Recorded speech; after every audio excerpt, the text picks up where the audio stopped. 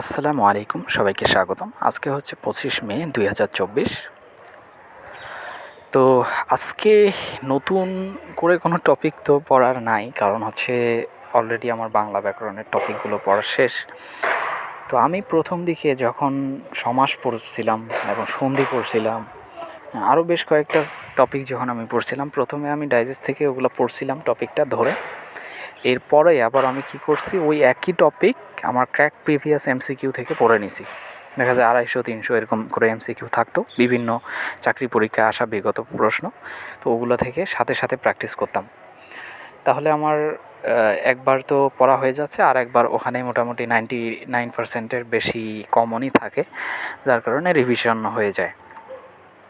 মানে ওইভাবেই পড়তাম, বেশ কিছু টপিক ওইভাবে পড়ছি, কিন্তু রিসেন্টলি বেশ কিছু টপিক যে পড়লাম এগুলো আবার ওরকম করে ক্র্যাক প্রিভিয়াস থেকে পড়া হয়নি।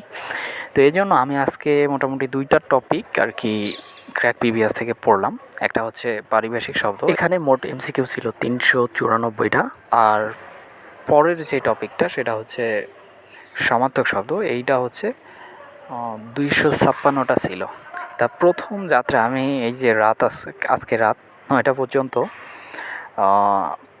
9টায় আমি পড়া শেষ করে দিছি, যে আমার আজকে আর পড়বো না আমি, কারণ আমার কালকে একটা পরীক্ষা নেওয়ার কথা ছিল ইনকোর্স। তো ভাবলাম যে 9টা পর্যন্ত পড়ে আমি ইনকোর্সের পড়া পড়বো। তো এই জন্য আমি প্রথমে পড়া শেষই করে দিয়েছিলাম। তো হুট করে মেসেঞ্জারে ঢোকার পর দেখি যে পরীক্ষা ক্যান্সেল।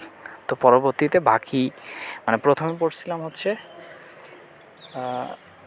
162টা এমসিকিউ পড়ছিলাম 256টার মধ্যে।